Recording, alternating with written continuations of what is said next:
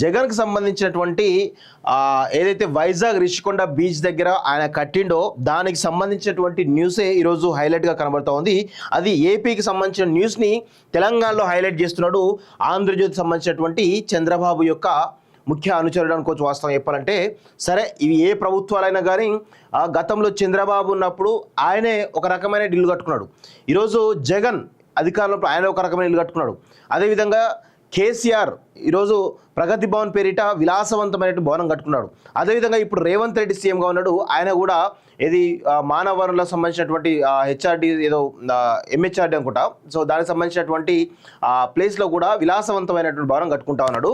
అంటే ప్రజాధనాన్ని దుర్వినియోగం చేయడంలో వీళ్ళంతా ఒకరిని మించి ఒకరు, చంద్రబాబును మించి జగను, కేసీఆర్ను మించి ఈరోజు రేవంత్ రెడ్డి, వీళ్ళైతే పెద్ద ఎత్తున ప్రజాధనాన్ని దుర్వినియోగం చేస్తూ తమ లగ్జరీ లైఫ్ కోసం, తమ యొక్క లగ్జరీస్ కోసం ఈరోజు ప్రజాధనాన్ని ప్రజలు కష్టపడి ఈరోజు ట్యాక్సుల రూపంలో ప్రభుత్వానికి ఖజానా చెల్లిస్తే వీళ్ళు పాలకుల రూపంలో ఈరోజు ఆ ఖజానానంతా కూడా మింగుతా ఉన్న విషయాన్ని మనందరం కూడా గమనించాలి. దానికి ఎగ్జాంపులే జగన్ కోట రహస్యం. ఈరోజు చూడండి, విశాఖ ఋషికొండపై దాదాపు 500 కోట్లతో రాజభవనం నిర్మాణం, సద్దాం గాలిభవనాలు తలదన్నెలా 3 ఏళ్ల తర్వాత బాహ్య ప్రపంచానికి ఆ దృశ్యాలు, మార్బుల్ ఇంటీరియర్కే కోట్లలో, మీడియాతో కలిసి ప్యాలెస్లోకి టీడీపీ నేత గంట, ప్రజావేదికను కూల్చిన జగన్ తన కోసం ఈ భవనాన్ని ఎలా నిర్మించుకున్నారని ప్రశ్న. ఈ నిర్మాణంపై త్వరలో చంద్రబాబు నిర్ణయం తీసుకుంటారని వెల్లడి అంటూ ఒకరిని చూస్తూ ఉన్నాం కదా. సరే, మీకు నిజంగా చంద్రబాబు నాయుడుకు ఆ ఇల్లు మీద పెద్దగా ఇంట్రెస్ట్ లేకపోతే దాన్ని ఎవరైతే రాష్ట్రపతి కానీ లేకపోతే ఇంకెవరైనా పెద్ద పెద్ద వాళ్ళు ఈరోజు వచ్చినప్పుడు వాళ్ళకు విడిది కేంద్రంగా ఈరోజు పెడితే బాగుంటుంది వాస్తవం చెప్పాలంటే. సో కానీ ఇక్కడ ఏమవుతుందంటే చంద్రబాబు నాయుడు వాడుకుంటాడా, మరి దీన్ని 500 కోట్ల వృధా చేస్తాడా అనేది కూడా ఒక్కసారి తెలియాల్సిన అవసరం అయితే కనబడతా ఉంది. సో ఇవన్నీ కామన్, ఏ పాలకుడైనా కానీ తన యొక్క లగ్జరీ లైఫ్ కోసం ఇలా డిజైన్ చేసుకుంటూ ప్రజల సొమ్మే కదా పెట్టే, వాళ్ళ సొంత సొమ్ము అయితే కాదు కదా. అందుకే ఇష్టం, మార్బుల్ ఏమో ఇజ్రాయెల్ నుంచో లేకపోతే ఇంకెక్కడి నుంచో తీసుకొచ్చే ప్రయత్నం చేస్తారు వీళ్ళంతా. ఇది దానికి కేసీఆర్ అతిథుడు కాదు, చంద్రబాబు అతిథుడు కాదు, జగన్మోహన్ రెడ్డి అతిథి కాదు, రేవంత్ రెడ్డి కూడా అసలే అతిథి కాదు అనే విషయం కూడా మనం గుర్తుపెట్టుకోవాలి. రేపో మాపో ఆ ఎంహెచ్ఆర్డి భవన్, జూబ్లీస్లో ఉన్న ఎంహెచ్ఆర్డి భవన్లో కూడా రేవంత్ రెడ్డి కోసం ఇల్లు కడుతున్నారు కదా, అది కూడా అదే పరిస్థితి ఉండే అవకాశం అయితే చాలా స్పష్టంగా కనబడతా ఉన్న విషయం మనం గుర్తుపెట్టుకోవాలి. నీట్లో 2 చోట్ల అవకతవకలు మొదటిసారి ఒప్పుకున్న కేంద్ర మంత్రి ధర్మేంద్ర ప్రధాన్, ప్రభుత్వం తీవ్రంగా పరిగణిస్తుందని స్పష్టం. ఎన్టీఏ అధికారులు తప్పున్నట్టు తేలితే వదిలిపెట్టబం, వారికి కఠినమైన శిక్ష తప్పదని హెచ్చరిక. ఎన్టీఏ చాలా మెరుగుపడాల్సి ఉందని అభిప్రాయం. నీటిపై మోడీ మౌనం మంచిది కాదు, సుప్రీం కమిటీతో దర్యాప్తు జరిపించాలి, ప్రవేశాలపై రాష్ట్రాలతో సంప్రదింపులు జరపాలి, నీటి వ్యవహారంపై ప్రధాని కేంద్ర మంత్రులు స్పందించాలి, విద్యార్థులకు నష్టం జరిగితే పోరాటం చేస్తాం, రాష్ట్ర ఎంపీలు చొరవ తీసుకోవాలంటూ కేటీఆర్ మాట్లాడుతూ ఉన్నాడు.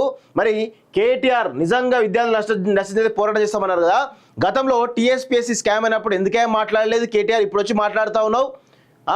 నువ్వు పాలించినప్పుడేమో నీపైనే కదా ఆరోపణలు వచ్చినాయి. టీఎస్పీఎస్సీలో ఈరోజు అవకతవకలు జరగడానికి కారణమే కేటీఆర్ అని చెప్పేసి నీ పార్టీలో కీలకంగా ఉన్నటువంటి ఆర్ఎస్పీఏ నీ మీద చాలా పెద్ద ఎత్తున ఆరోపణలు చేసింది కదా. మరి అప్పుడేం మాట్లాడలేందుకు, ఇప్పుడెందుకు మాట్లాడుతా ఉన్నావు? అసలు నీకు ఈ ప్రజా సమస్యలు కానీ విద్యార్థుల సమస్యల పైన పోరాడేటువంటి నైతిక హక్కు లేదు అనే విషయం కూడా గుర్తుపెట్టుకోవాలి కేటీఆర్. ఎందుకంటే గతంలో నువ్వు పాలకుడిగా ఉన్నప్పుడు ఇక్కడ జరిగినటువంటి అనేకమైనటువంటి పేపర్ లీకులు కావచ్చు, అనేకమైనటువంటి స్కామ్లకు బాధ్యుడు నువ్వే కదా. మరి నువ్వు ఎట్లా మాట్లాడతావు? నీకు ఆ రైట్ ఉందా అనేది విషయం కూడా గుర్తుపెట్టుకోవాలి. ఒక్కసారి విమర్శ చేస్తావు అంటే నువ్వు మాట్లాడద్దు అని చెప్పట్లేదు, కానీ నువ్వు ఉన్నప్పుడు అదే చేసినావు అంటున్నాం. అంటే నీ తీరు మార్చుకోమని చెప్తున్నాం. చెప్పకుండా అలాంటివి చేయకుండా నీ పొగరుబోతనంతో, నీ అహంకార భావంతో నువ్వు ఇట్లా మాట్లాడుతా అంటే మాలాంటి వాళ్ళం ఖచ్చితంగా నువ్వు గతంలో చేసినటువంటి paper leak, TSPSC paper leak స్కామ్కి సంబంధించిన కూడా మేము మాట్లాడాల్సినటువంటి అవసరం అయితే ఉంటుందనే విషయం కూడా గుర్తుపెట్టుకోవాలి కేటీఆర్. దీన్ని హితవుగా పలుకుతా ఉన్నాం. జగన్కి సంబంధించినటువంటి ఏదైతే వైజాగ్ రిషికొండ బీచ్ దగ్గర ఆయన కట్టిండో దానికి సంబంధించినటువంటి న్యూసే ఈరోజు హైలైట్గా కనబడుతూ ఉంది. అది ఏపీకి సంబంధించిన న్యూస్ని తెలంగాణలో హైలైట్ చేస్తున్నాడు ఆంధ్రజ్యోతి సంబంధించినటువంటి చంద్రబాబు యొక్క ముఖ్య అనుచరుడు అనుకోవచ్చు. వాస్తవం చెప్పాలంటే సరే, ఇవి ఏ ప్రభుత్వాలైనా కానీ గతంలో చంద్రబాబు ఉన్నప్పుడు ఆయనే ఒక రకమైన ఇల్లు కట్టుకున్నాడు. ఈరోజు జగన్ అధికారంలో ఆయన ఒక రకమైన ఇల్లు కట్టుకున్నాడు. అదేవిధంగా కేసీఆర్ ఈరోజు ప్రగతి భవన్ పేరిట విలాసవంతమైన భవనం కట్టుకున్నాడు. అదేవిధంగా ఇప్పుడు రేవంత్ రెడ్డి సీఎంగా ఉన్నాడు. ఆయన కూడా ఇది మానవ వనరులకు సంబంధించినటువంటి హెచ్ఆర్డి ఏదో ఎంహెచ్ఆర్డి అనుకుంటా. సో దానికి సంబంధించినటువంటి ప్లేస్లో కూడా విలాసవంతమైనటువంటి భవనం కట్టుకుంటా ఉన్నాడు. అంటే ప్రజాధనాన్ని దుర్వినియోగం చేయడంలో వీళ్ళంతా ఒకరిని మించి ఒకరు, చంద్రబాబును మించి జగను, కేసీఆర్ను మించి ఈరోజు రేవంత్ రెడ్డి, వీళ్ళైతే పెద్ద ఎత్తున ప్రజాధనాన్ని దుర్వినియోగం చేస్తూ తమ లగ్జరీ లైఫ్ కోసం, తమ యొక్క లగ్జరీస్ కోసం ఈరోజు ప్రజాధనాన్ని ప్రజలు కష్టపడి ఈరోజు ట్యాక్సుల రూపంలో ప్రభుత్వానికి ఖజానా చెల్లిస్తే వీళ్ళు పాలకుల రూపంలో ఈరోజు ఆ ఖజానానంతా కూడా మింగుతా ఉన్న విషయాన్ని మనందరం కూడా గమనించాలి. దానికి ఎగ్జాంపులే జగన్ కోట రహస్యం. ఈరోజు చూడండి, విశాఖ ఋషికొండపై దాదాపు 500 కోట్లతో రాజభవన నిర్మాణం. సద్దాం గాలిబాణాలు తలదన్నేలా 3 ఏళ్ల తర్వాత బాహ్య ప్రపంచానికి ఆ దృశ్యాలు. మార్బుల్ ఇంటీరియర్కే కోట్లలో మీడియాతో కలిసి ప్యాలెస్లోకి టీడీపీ నేత గంట. ప్రజావేదికను కూల్చిన జగన్ తన కోసం ఈ భవనాన్ని ఎలా నిర్మించుకున్నారని ప్రశ్న. ఈ నిర్మాణంపై త్వరలో చంద్రబాబు నిర్ణయం తీసుకుంటారని వెల్లడి అంటూ ఒకరిని చూస్తూ ఉన్నాం కదా. సరే, మీకు నిజంగా చంద్రబాబు నాయుడుకు ఆ ఇల్లు మీద పెద్దగా ఇంట్రెస్ట్ లేకపోతే దాన్ని ఎవరైతే రాష్ట్రపతి కానీ లేకపోతే ఇంకెవరైనా పెద్ద పెద్ద వాళ్ళు ఈరోజు వచ్చినప్పుడు వాళ్ళకు విడిది కేంద్రంగా ఈరోజు పెడితే బాగుంటుంది వాస్తవం చెప్పాలంటే. సో కానీ ఇక్కడ ఏమవుతుందంటే చంద్రబాబు నాయుడు వాడుకుంటాడా, మరి దీన్ని 500 కోట్లను వృధా చేస్తాడా అనేది కూడా ఒక్కసారి తెలియాల్సిన అవసరం అయితే కనబడతా ఉంది. సో ఇవన్నీ కామన్, ఏ పాలకుడైనా కానీ తన యొక్క లగ్జరీ లైఫ్ కోసం ఇలా డిజైన్ చేసుకుంటూ ప్రజల సొమ్మే కదా పెట్టే, వాళ్ళ సొంత సొమ్ము అయితే కాదు కదా. అందుకే ఇష్టం, మార్బుల్ ఏమో ఇజ్రాయెల్ నుంచో లేకపోతే ఇంకెక్కడి నుంచో తీసుకొచ్చే ప్రయత్నం చేస్తారు వీళ్ళంతా. ఇది దానికి కేసీఆర్ అతిథుడు కాదు, చంద్రబాబు అతిథుడు కాదు, జగన్మోహన్ రెడ్డి అతిథి కాదు, రేవంత్ రెడ్డి కూడా అసలే అతిథి కాదు అనే విషయం కూడా మనం గుర్తుపెట్టుకోవాలి. రేపో మాపో ఆ ఎంహెచ్ఆర్డి భవన్, జూబ్లీస్లో ఉన్న ఎంహెచ్ఆర్డి భవన్లో కూడా రేవంత్ రెడ్డి కోసం ఇల్లు కడుతున్నారు కదా, అది కూడా అదే పరిస్థితి ఉండే అవకాశం అయితే చాలా స్పష్టంగా కనబడతా ఉన్న విషయం మనం గుర్తుపెట్టుకోవాలి. నీట్లో 2 చోట్ల అవకతవకలు మొదటిసారి ఒప్పుకున్న కేంద్ర మంత్రి ధర్మేంద్ర ప్రధాన్. ప్రభుత్వం తీవ్రంగా పరిగణిస్తుందని స్పష్టం.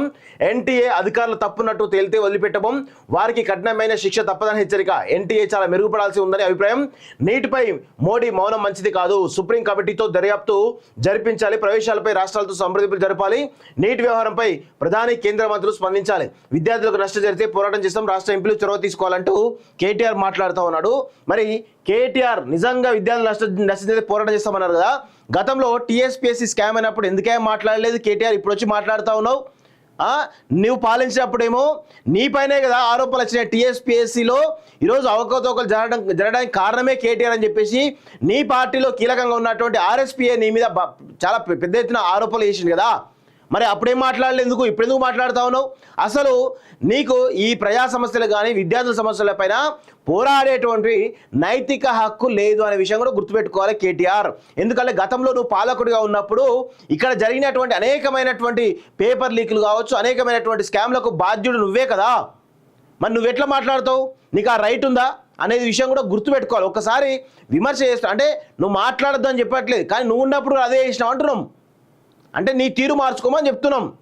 చెప్పకుండా అలాంటివి చేయకుండా నీ పొగరుబోతనంతో, నీ అహంకార భావంతో నువ్వు ఇట్లా మాట్లాడుతా అంటే మాలాంటి వాళ్ళం ఖచ్చితంగా నువ్వు గతంలో చేసినటువంటి paper leak, TSPSC paper leak స్కామ్కి సంబంధించిన కూడా మేము మాట్లాడాల్సినటువంటి అవసరం అయితే ఉంటుందనే విషయం కూడా గుర్తుపెట్టుకోవాలి కేటీఆర్. దీన్ని హితవుగా పలుకుతా ఉన్నాం.